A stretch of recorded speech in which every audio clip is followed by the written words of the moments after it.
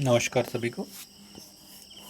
आज इस वीडियो में हम हमारी हिंदी की पाठ्य पुस्तक वसंत भाग 2 के पाठ चिड़िया की बच्ची के प्रश्न उत्तरों के विषय में चर्चा करेंगे।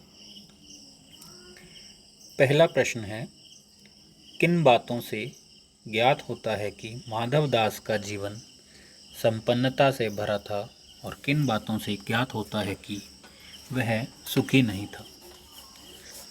उत्तर है, माधव दास ने अपनी कोठी संगमरमर की बनवाई थी। उसके पास धन की कोई कमी नहीं थी। उनके पास बगीचा भी था जहाँ पर एक सुंदर सा फव्वारा था। वे कहानी में भी चिड़िया को लालच देते हुए कहते हैं कि उनके पास बहुत से सोना मोती है और वे उसके लिए एक सोने का घर बनवाएंगे तथा उसमें मोतियों की झालर लटकवा देंगे।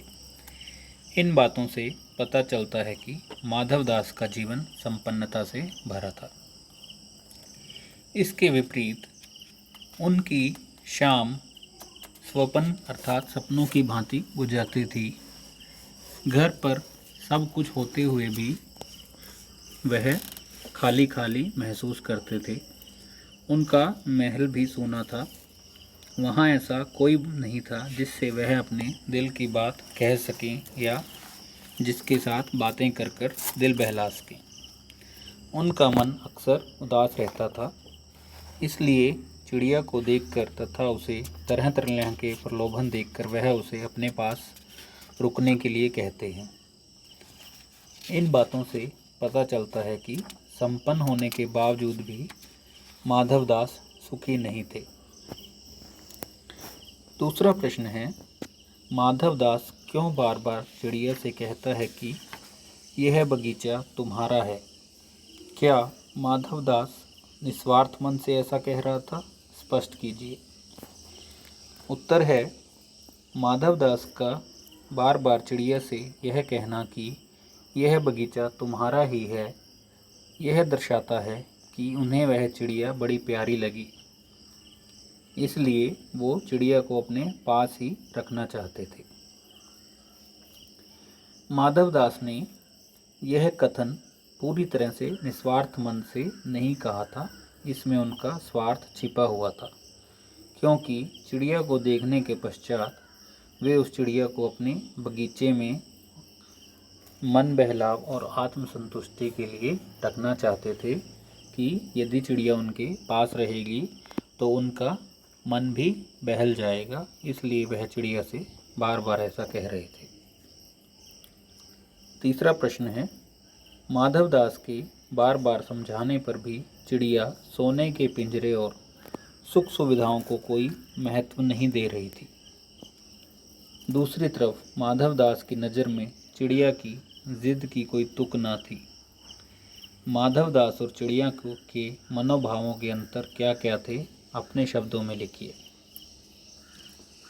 उत्तर है, चिड़िया और माधव दास के मनोभावों में मुख्य अंतर भावनात्मक सुख और भौतिक सुख का था।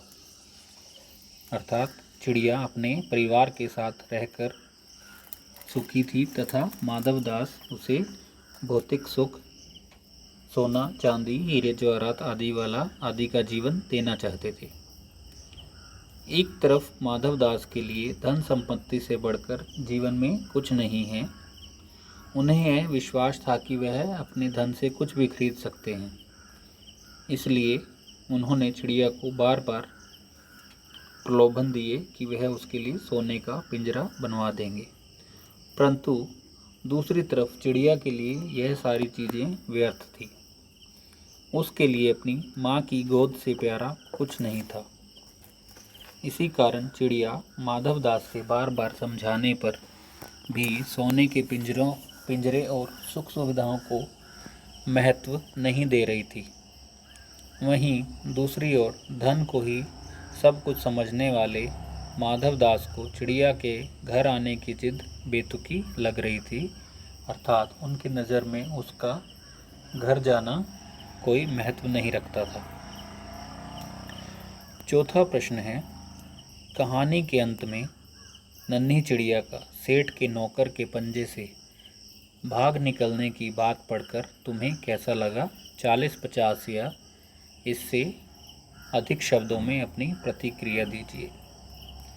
उत्तर है, कहानी के अंत में नन्ही चिड़िया का बुद्धिमानी पूर्वक सेठ के नौकर के पंजे से भाग निकलना और सीधे अपनी माँ की गोद में पहुँचना हमें बहुत अच्छा लगा। यदि इस कहानी का यह अंत न होता तो सेठ चिड़िया को अपने पास रख लेता, जो कि बहुत ही दुखद अंत होता। चिड़िया भी जीवन भर सेठ की कैद में पिंजरे में रह जाती। वह कभी स्वतंत्रता की उड़ान न भर पाती और ना ही अपनी माँ से मिल पाती। दूसरी तरफ उसकी माँ भी उससे मिलने के लिए बेचैन रहती।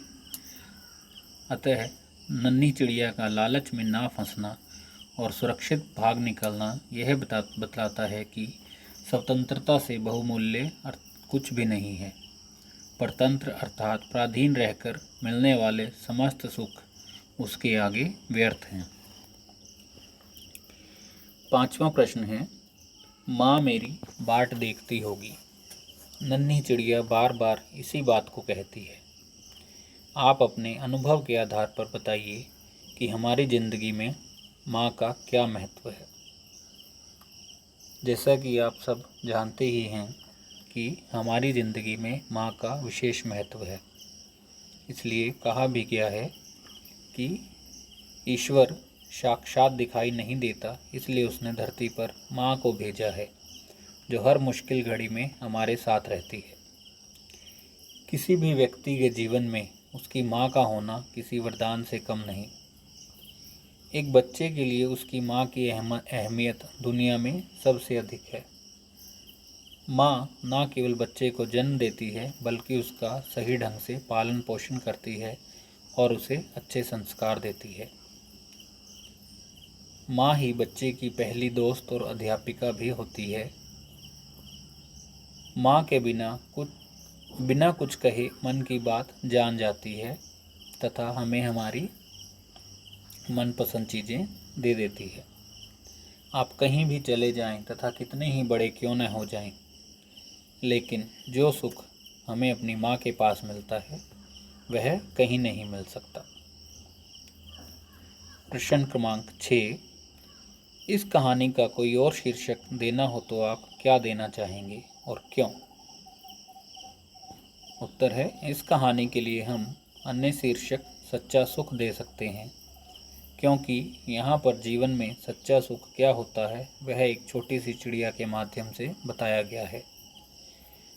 दूसरा शीर्षक बुद्धिमान चिड़िया भी हो सकता है, क्योंकि वह अपनी चालाकी से उस संकट से बच गई थी और अपनी माँ के पास चली गई थी।